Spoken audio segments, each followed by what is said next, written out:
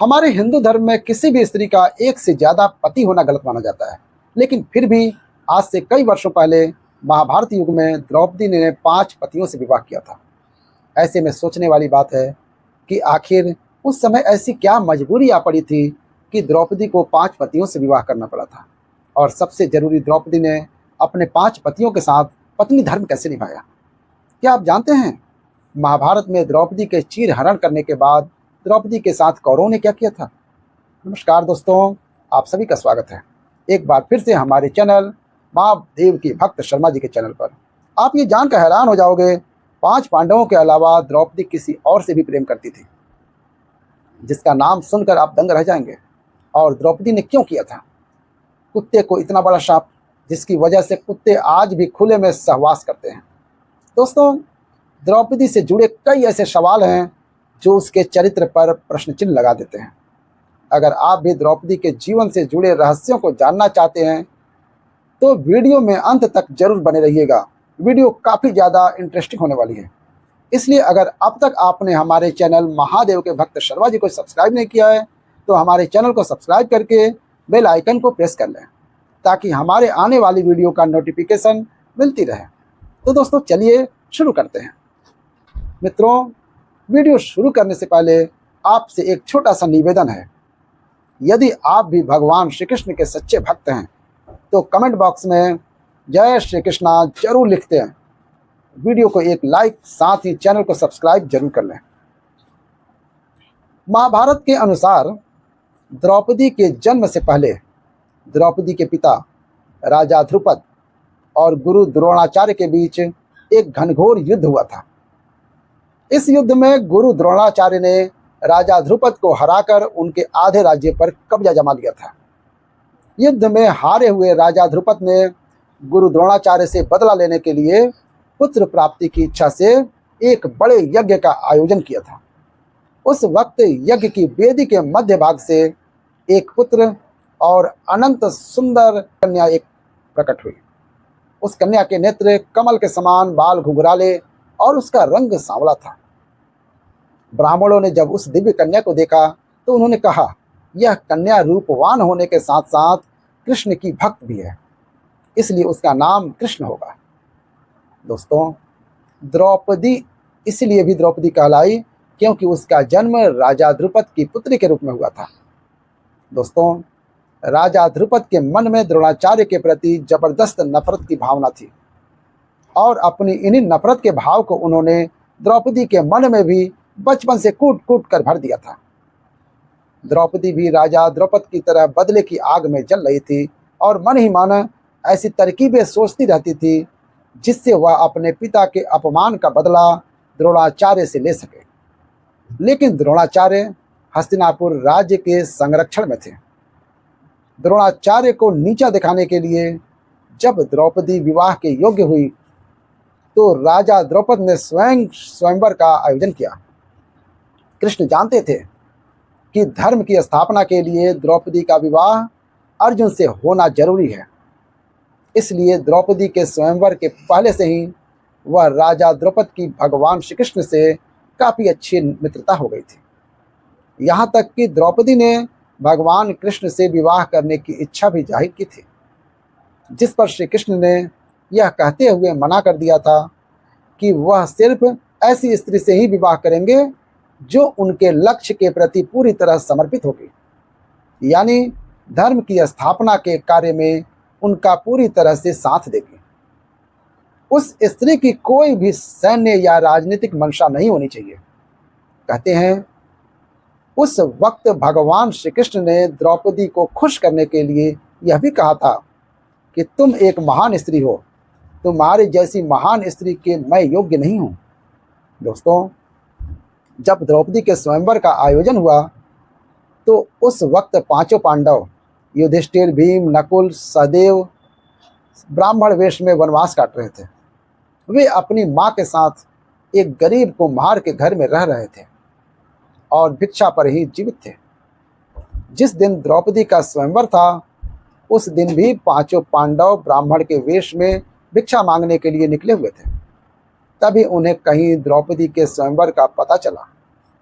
तब अर्जुन ने अपने भाइयों से स्वयंवर में भाग लेने की इच्छा जताई, जिसके बाद पांचों पांडव ब्राह्मण के वेश में ही स्वयंवर में पहुंच गए।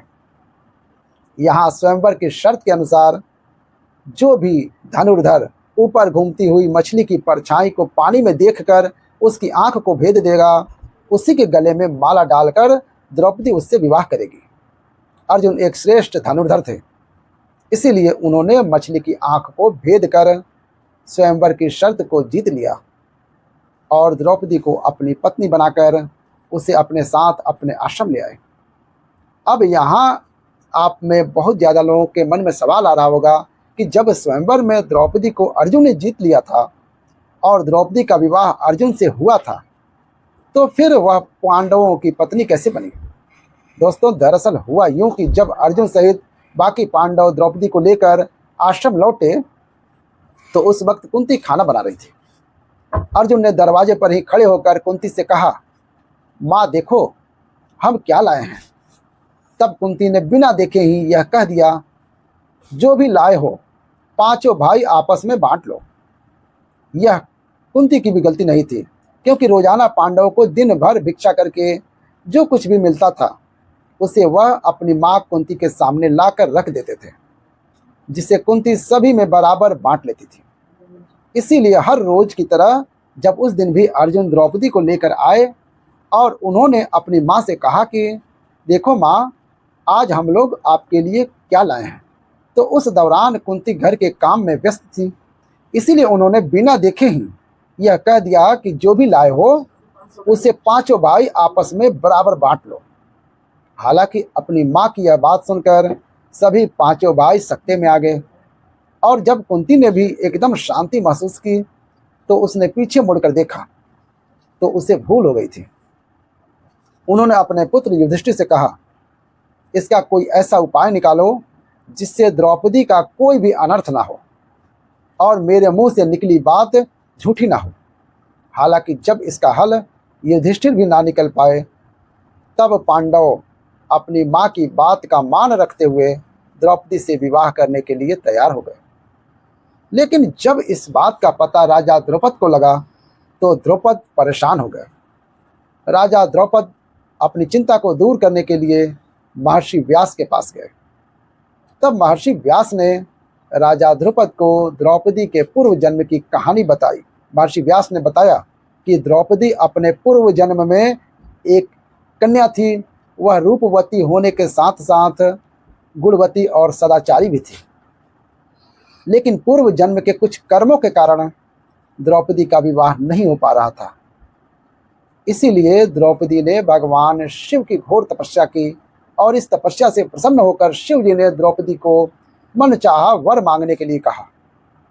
तब द्रौपदी ने सोचा कि वरदान से उसकी सभी इच्छाएं पूरी नहीं होंगी, इसलिए उसने घुमा फिरा कर महादेव से वरदान मांगा। द्रौपदी ने महादेव से कहा, हे प्रभु, मेरा विवाह किसी ऐसे व्यक्ति से हो जो धर्म का सबसे बड़ा ज्ञाता हो, जो सबसे अधिक बलवान हो, जो किसी विद्या में कौशल हो, कुशल हो, जिससे नक्षत्रों का ज्ञान हो और जो सबसे अधिक सुंदर हो। द्रौपदी ने चालाकी दिखाते हुए यह 5 वरदान को एक वरदान बनाकर मांगा। हालांकि महादेव द्रौपदी के मन की बात को समझ गए थे, लेकिन उन्होंने द्रौपदी को पहले ही मनचाहा वरदान देने का वचन दे दिया था। इसीलिए महादेव ने द्रौपदी से कहा कि तेरी चालाकी को मैं भली भांति समझ चुका हूं, इसीलिए अब तुझे अगले जन्म में एक नहीं 5 पति मिलेंगे। यह सुनकर द्रौपदी चिंतित हो जाती है और महादेव से प्रार्थना करती है कि हे प्रभु, मैं आपकी कृपा से केवल एक ही पति चाहती हूँ। इस पर शिव जी ने कहा, मेरा वरदान व्यर्थ नहीं जा सकता, इसलिए तुझे 5 पति प्राप्त होंगे। भगवान शिव के वरदान स्वरूप द्रौपदी को इस जन्म में 5 पति प्राप्त हुए हैं। दोस्तों, इस कहानी को सुनने के बाद राजा द्रुपद बेटी द्रौपदी का विवाह 5 पांडवों के साथ करने को राजी हो जाते हैं।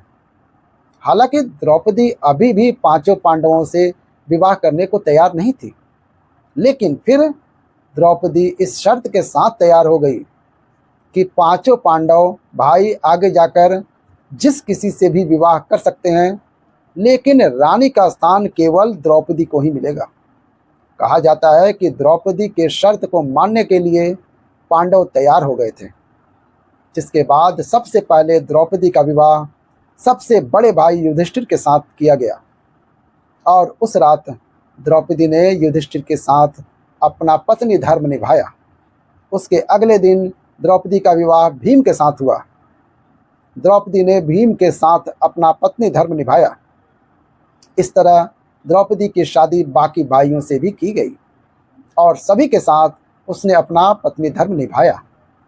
अब यहाँ सोचने वाली बात यह है कि जब द्रौपदी का विवाह सबसे पहले युधिष्ठिर से हुआ और द्रौपदी ने उसके साथ अपना पत्नी धर्म निभाया, तो फिर बाकी पांडव भाइयों के साथ द्रौपदी ने अपना पत्नी धर्म कैसे निभाया?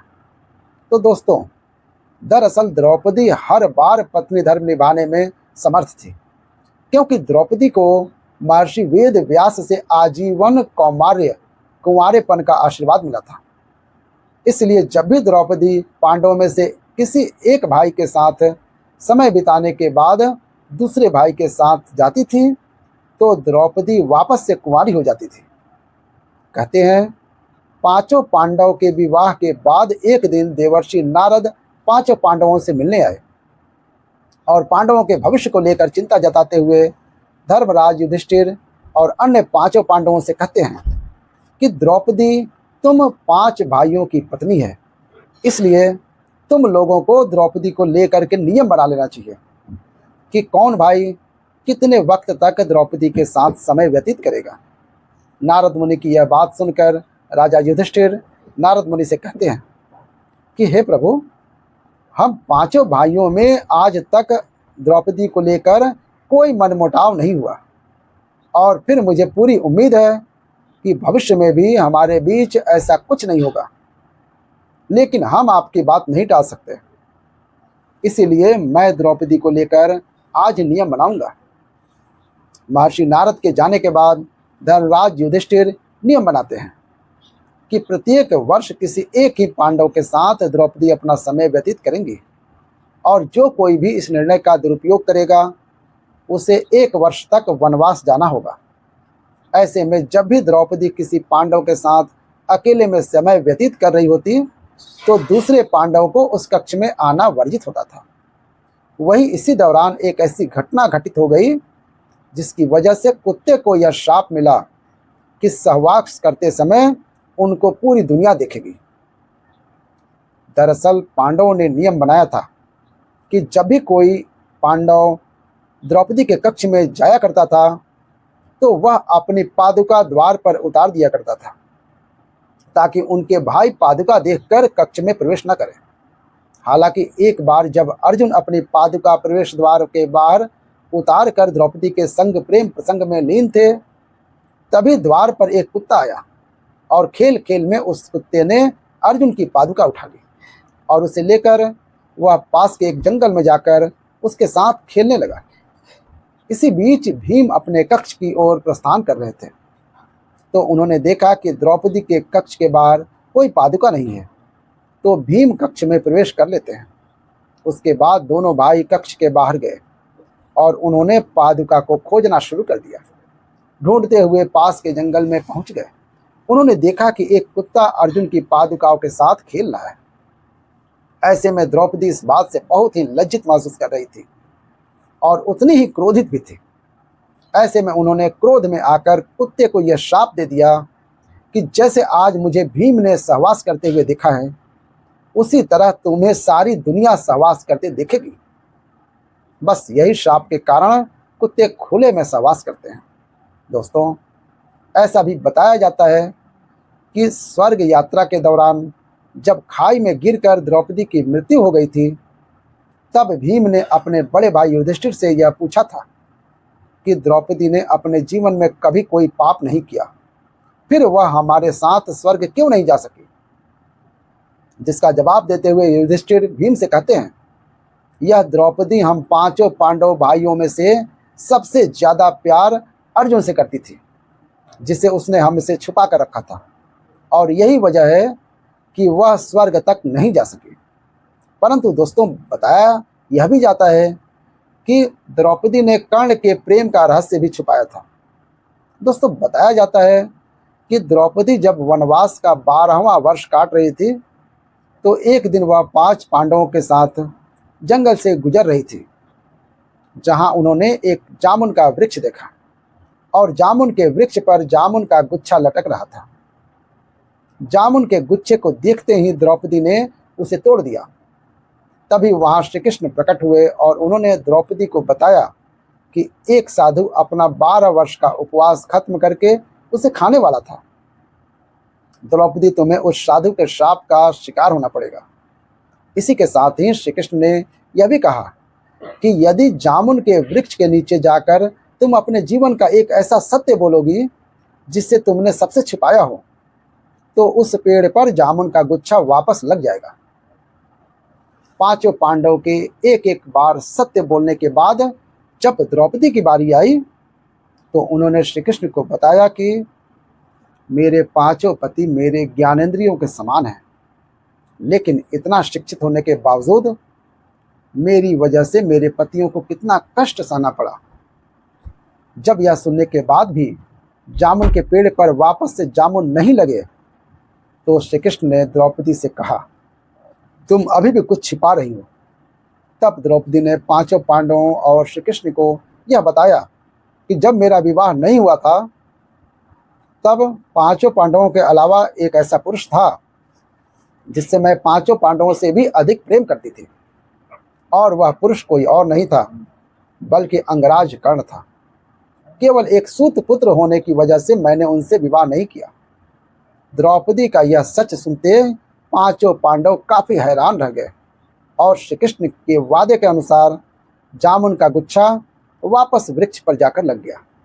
तो दोस्तों, आप कमेंट करके हमें जरूर बताइएगा कि आज की द्रौपदी के बारे में दी गई जानकारी आपको कैसी लगी और आपका क्या कहना है। द्रौपदी के बारे में कमेंट बॉक्स में अपनी राय जरूर दें। धन्यवाद। हर हर महादेव।